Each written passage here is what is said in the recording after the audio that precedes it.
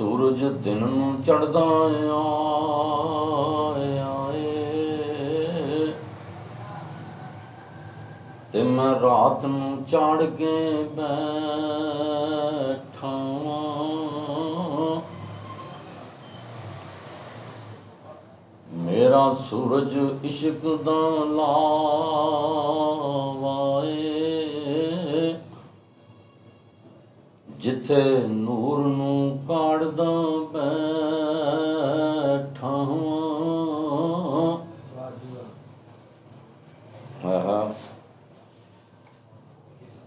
ਤੇ ਮੈਂ ਵਾਹੀਆਂ ਕਰਨਾ ਰਾਤਾਂ ਨੂੰ, ਮੇਰੀ ਫਸਲ ਵੀ ਰਾਤ ਨੂੰ ਹੀ ਪੱਕਦੀ ਏ।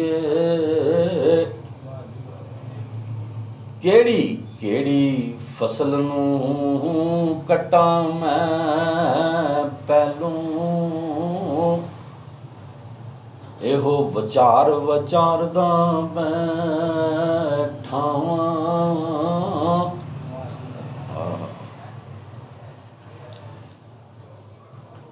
ਤੇ ਧੂਆਂ ਧੁਖਦਾ ਏ ਮੇਰੀ ਕੁੱਲੀ ਵਿੱਚੋਂ, ਤੇ ਅੱਖੀਆਂ ਨੂੰ ਚੜ੍ਹਦਾ ਜਾਂਦਾ ਏ। ਨੈਣਾਂ ਦੇ ਟੂਵਲ ਚੱਲ ਪਏ ਨੇ, ਫਿਰ ਵੀ ਫਸਲ ਨੂੰ ਹੀ ਤਾੜਦਾ ਬੈਠਾ ਵਾਂ।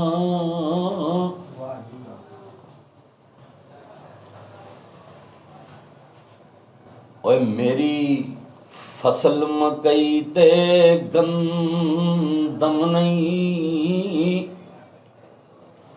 ਨਾ ਕੋਈ ਕਰਨਲ ਦੇ ਚਾਵਲ ਨੇ। ਓ ਮੇਰੀ ਫਸਲ ਤੇ ਫਸਲੇ ਰੱਬੀ ਏ, ਬਾਕੀ ਸਭ ਕੁਝ ਹੀ ਝਾੜ ਕੇ ਬੈਠਾ ਵਾਂ। ਸੂਰਜ ਦਿਨ ਨੂੰ ਚੜ੍ਹਦਾ ਏ,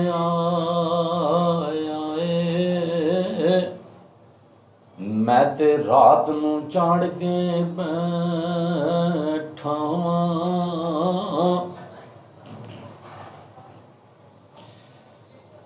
ਮੈਂ ਤੇ ਜ਼ਿਮੀਦਾਰ ਵੀ ਵੱਡਾ ਵਾਂ, ਖਬਰੇ ਕਿਤਨੀ ਕੁ ਧਰਤੀ ਮੇਰੀ ਏ,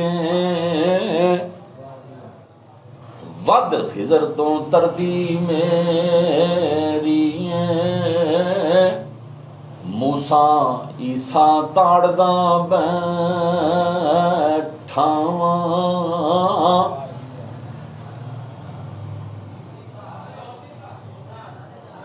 ਮੇਰੇ ਤੱਕ ਤੇ ਮੂਸਾ ਪਹੁੰਚਿਆ ਨਹੀਂ, ਨਾ ਮੈਂ ਸੌਖਾ ਹੀ ਕਿਸੇ ਨੂੰ ਲੱਭਣਾ ਵਾਂ। ਮੇਰੇ ਸ਼ਜਰ ਨੂੰ ਕਿਸੇ ਨੇ ਚਖਿਆ ਨਹੀਂ, ਹਵਾ ਆਦਮ ਨੂੰ ਵਾੜ ਕੇ ਬੈਠਾ ਵਾਂ।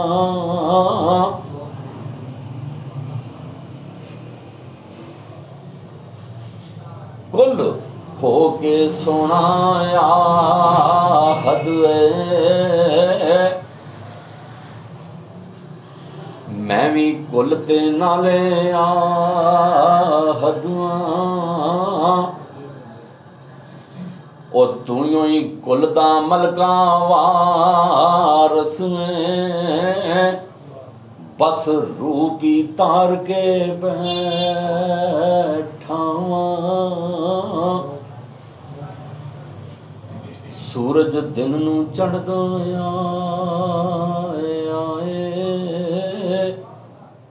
ਮੈਂ ਤੇ ਰਾਤ ਨੂੰ ਚਾੜ ਕੇ ਬੈਠਾ ਵਾਂ। ਮੇਰਾ ਸੂਰਜ ਇਸ਼ਕ ਦਾ ਲਾਵਾ ਏ,